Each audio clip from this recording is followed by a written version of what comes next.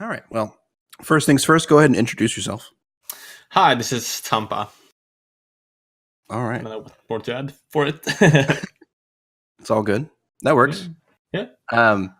So I guess it's kind of there's questions I want to ask everybody, but I guess this is kind of the same for you. When did you first get into Donkey Kong Country speedrunning? Well, me and my brother bought this game in the early 90s, and quite quickly I started liking it a lot and kept playing it like crazy pretty much. And when I found out about speedrunning in about 2004, this was one of the games I wanted to do at first. So I did some non-recorded runs in 2005-ish and on. And eventually started tassing instead.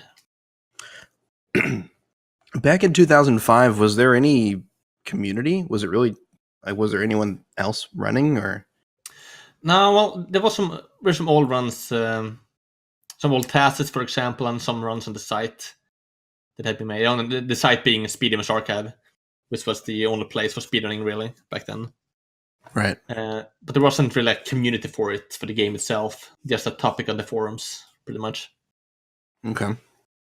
Yeah, I remember looking into it, and I could only find one run, like from that era, which was a 101% from 2001. I don't know who the runner was, but like that was like literally the only speed run I could find before TJP in 2007, I think. Like just not a lot of recorded runs. Yeah, not too many. Some people like myself did some runs, but we didn't record them, as recording back then was a pain. Yeah. We've come a long way since then. Indeed, yeah. Okay. Well, when did you what made you decide to start tassing DKC after running it? One of the reasons why I started tassing was that because the recording requirements, that you wanted high quality and stuff, and I couldn't afford, for example, a DVD recorder or a capture card back then. Right. So I tried to look for other methods of doing my speedrunning work, to say. So I went to task videos and found this Swedish guy who made a task for this game, Arne the Great, who I contacted about the game and such, and I was really into running the game before, and I wanted to task it as well. So I eventually started doing it pretty much because of it. Okay, I got you.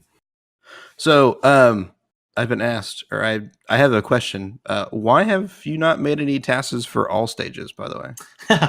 Well, I've always been a big fan of the 101% category because like it shows some more tricks in the game and shows off more of the game. I always liked that, so it's always been my main category, except for 80%. I gotcha. Okay. And also because I want to mock the community a bit, as they begged me to test that category for so many years, and I just simply refused. To be annoying. It's a running joke at this point. Yeah, pretty much, yeah. That's cool. I am kind of working on an all status test right now, though. Ooh. But it's a I'll edit that out. Category. I'll make sure nobody knows. Yeah. All right. Okay, so I guess take me back to the early 2000s, right?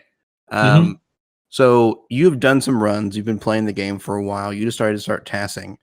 How does the process of starting tassing work? Like, do you know all of the best strats? Or are you kind of working out new strategies with the tasks, or what's your philosophy with when you first start a game, especially a game that's underdeveloped like a DKC?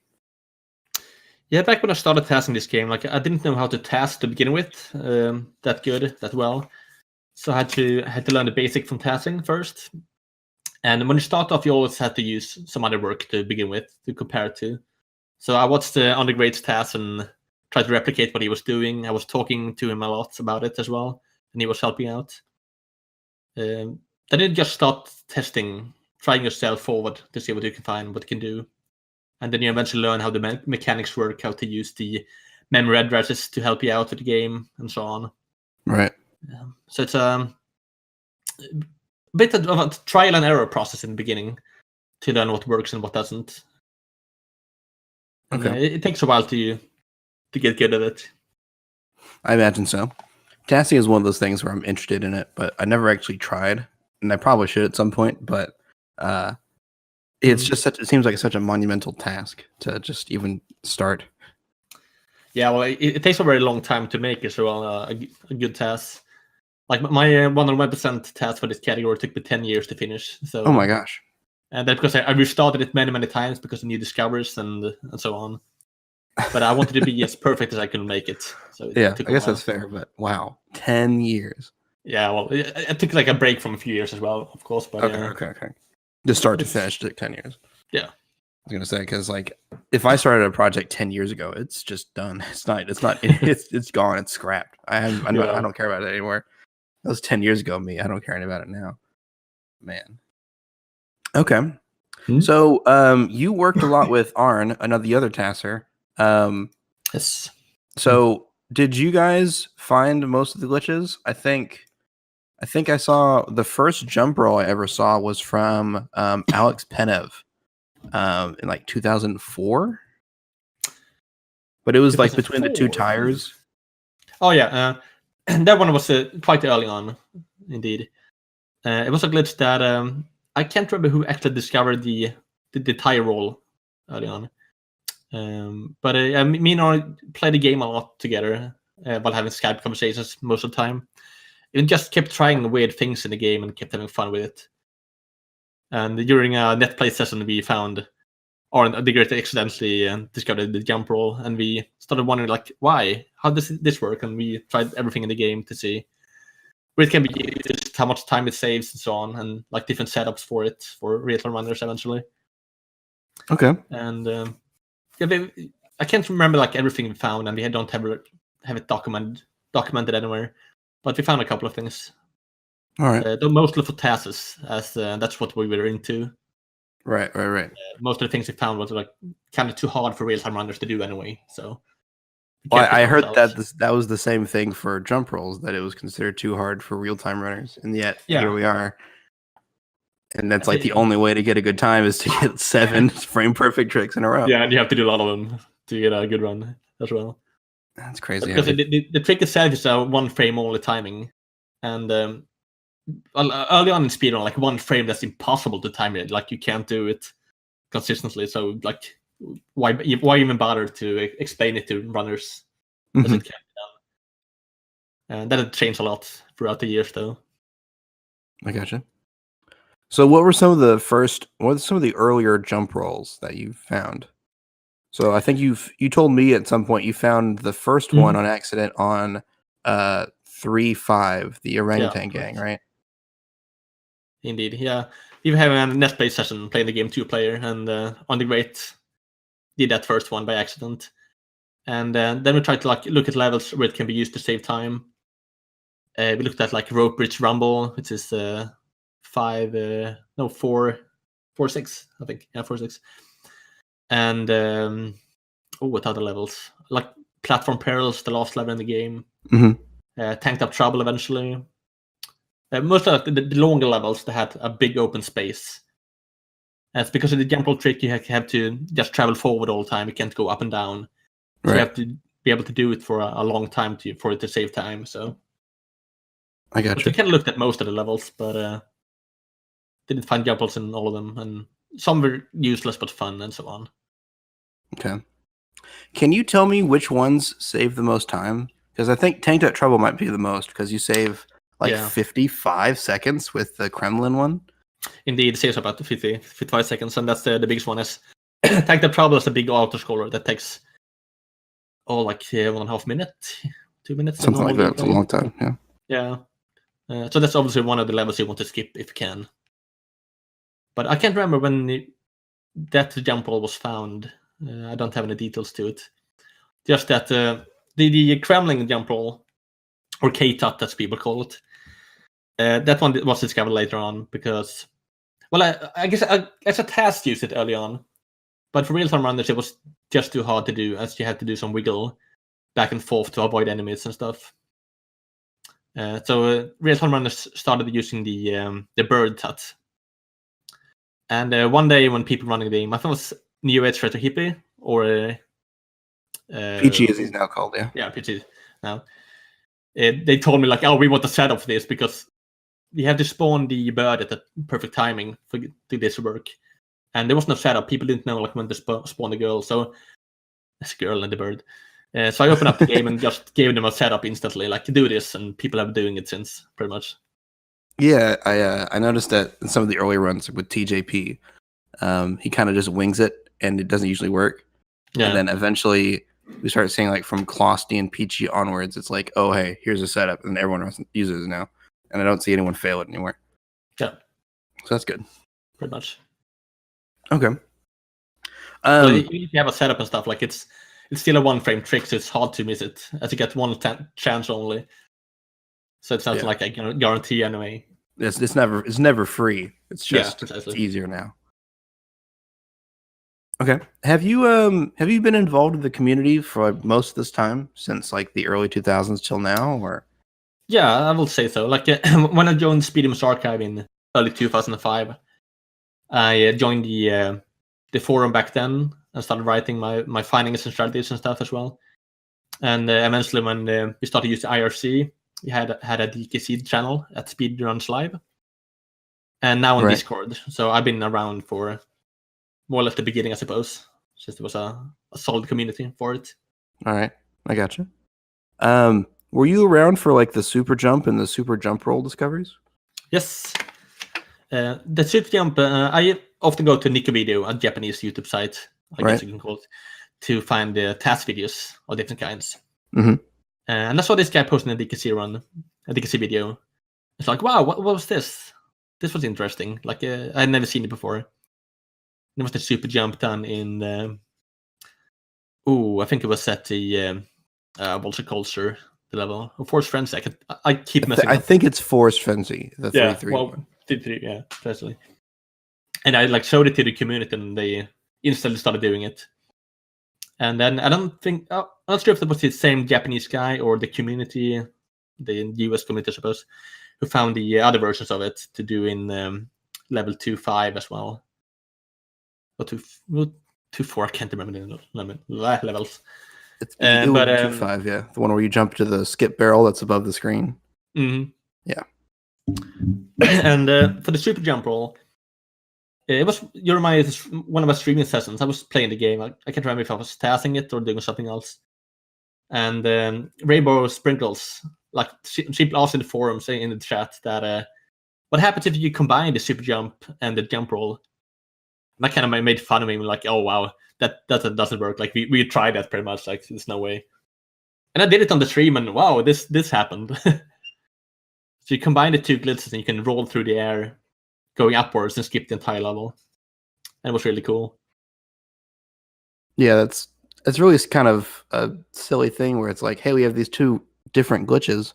What if we just combine them? Yeah. It's like, oh, hey, it happens to work, and it happens to be way better than anything we've ever done. That's usually the thing about glitches, how they work. Like you combine two different elements at the same time, in the same frame, and the game doesn't know what to do, so it just combines the two. That doesn't happen with every game, though. It only happens with some games, like. Yeah, well, for example, wrong warping in like Ocarina of Time or this game, like you try to combine two different values at the same time, and you get a third value, which is the result of the warp. So there are some of that kind, at least in games. That's fair. There are some that happen like that. It's good when it comes together, though, because sometimes it could just come together and be absolutely worthless. I know. Okay.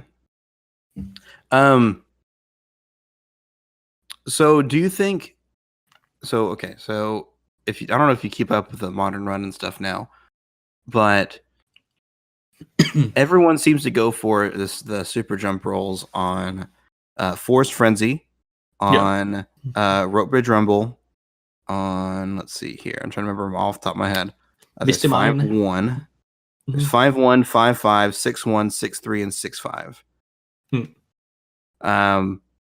So there's 7 jump rolls that people go for consistently, right? Like in all the videos I watched, everyone goes for those. But I've been told that there's a lot more other super jump rolls that people just don't go for. Yeah, there are some in like that say spell in no time at all, so people don't care about them. Right, which is fair. Like there's one stupid one that I use in the test in Loop of Lights. But I've never seen anyone do it in real time because it's way too hard and frame dependent Like you have to get a specific kind of frame rule, you can say. So Okay. even if you get the timing right, you have like a 10% chance of getting it. And I don't think it can be done in real time because you don't have enough speed up to the claptrap that you need to roll onto.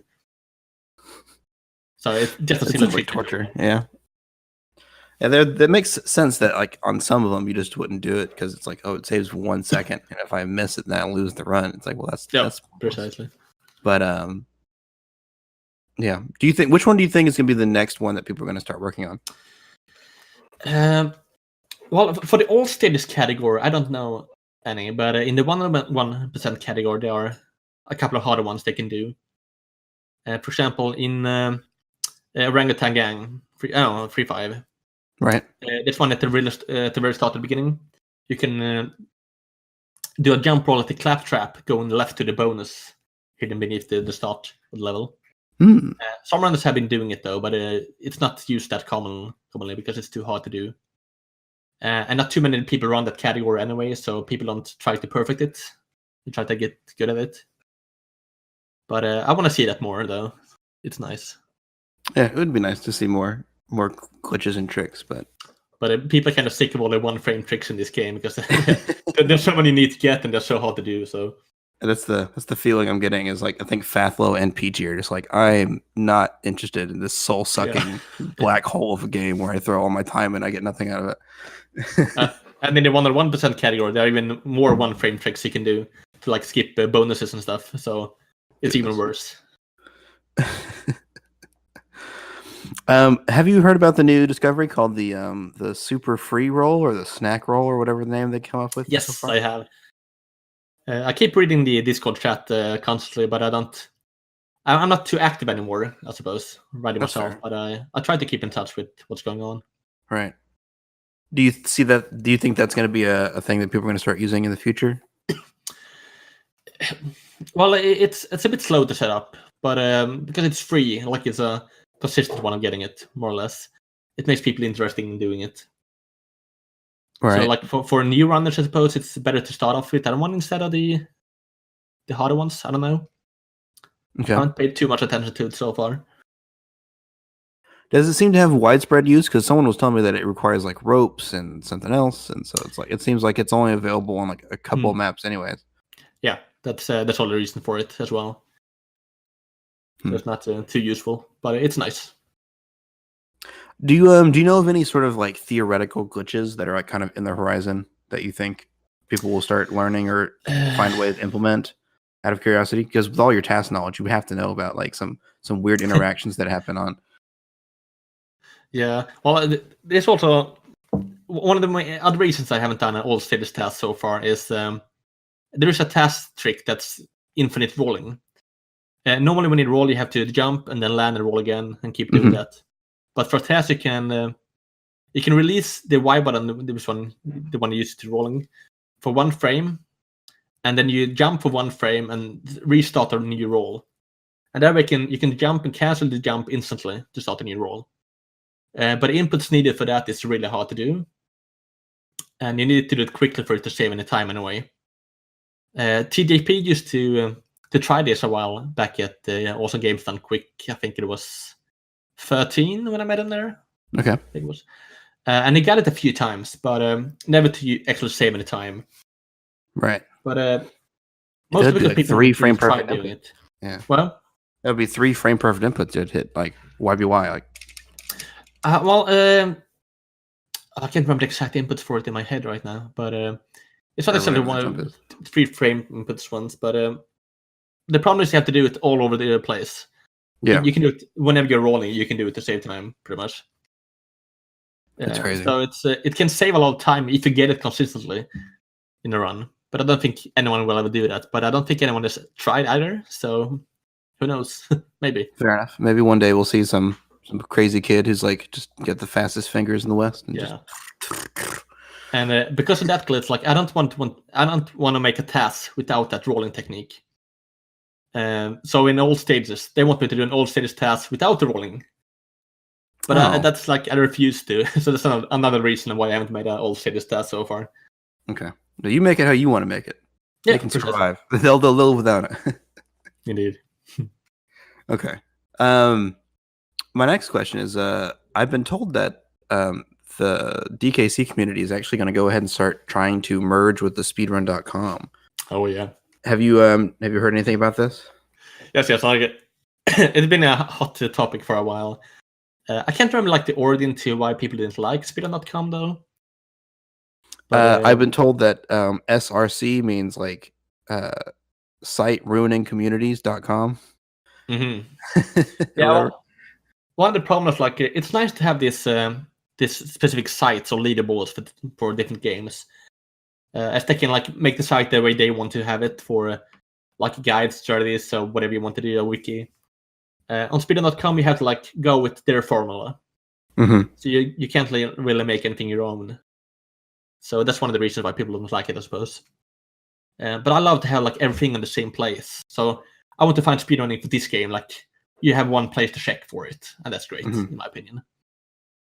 Right now, it's the DKC site is linked from the leaderboard, which is also good way to do it. I think it's the same for like the Mega Man series, for example.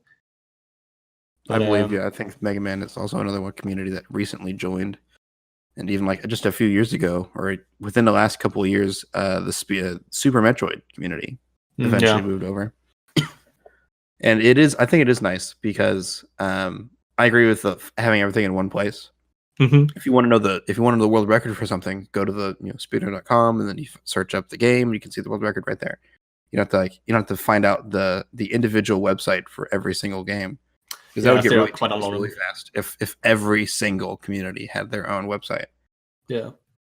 But it's going to be hard to change some communities. Like for Mario Kart series, it's been on Mario Kart 64 since the beginning of Mario Kart speedrunning, pretty much. Yeah. And same for like Perfect Dark and Go Online. You can't change that. Yeah. It's going to be stuck on those sites, and that's fine too. Yeah. And for games like GoldenEye and stuff, I almost feel like their website is better suited for them. Because obviously it's customized just for them, but they're such like an individual level based game. So it's like I don't really like the IL section for what do you call it? For Speedrun.com. I'm not really a fan of it as much as I am like the regular full game leaderboard. So it makes some more sense for them to kind of go with their own deal. Yeah. Indeed. But it would be nice if like I think they're trying to set up their API in such a way where they can just export the whole thing. So it'd be nice if people still use the individual community, but it would just be exported every day back to speedrun.com. And then they wouldn't have to worry about like inconsistencies. Like it'd always just be up to date. But I don't know. What do I know? Yeah, we'll see. They took a vote for it and the people agreed to move to SRC. So let's see what happens. We'll see. Okay. So anything you're working on right now? You said you were kind of, hush hush, thinking about working on all stages, but anything else in particular you're working on? Or are you just busy with work and stuff? Or yeah, well, that all stages task, as I briefly mentioned, it's a no Y task.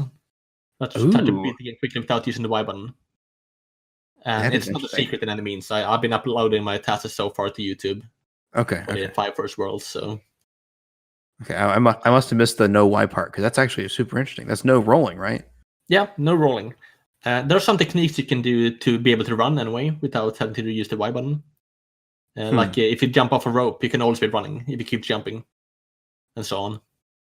But it's an interesting task, I think. I'm having a lot of fun with it. Yeah, because there's like the Ocarina of Time no doors and some of those like 3 pauses. Kind of, I always love those sort of silly concepts, but that bring out some really interesting technique. Because I'm sure DKC has a lot of cool stuff that you just don't ever see because it's like, why would I do it when I can just roll? Yeah, precisely. Well, other things like let's ban rolling. Yeah, I'm kind of taking a break from tasking in general, though. I'm kind of worn out, I suppose. I don't know. That's fair. You've been doing it for 13 years or whatever, so yeah, pretty much.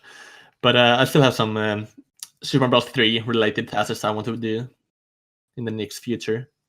All right. But I've been lazy and tired, I suppose. But I can't really quit tasking for reals.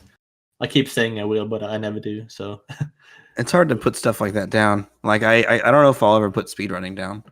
Like I don't know if I'll ever do it consistently anymore. I'll probably retire in general and sort of like play it every once in a while. But I don't know if I'll ever put it away or just abandon the community because I do enjoy this kind of stuff. Yeah, you know? same. So, But for me, it's like it takes up way too much of my time right now. yeah. It's such a problem. But when I finished my 101% task, which was in May last year, that I've been working on 10 years, I thought like, yeah, like this is it. Like I need a break now.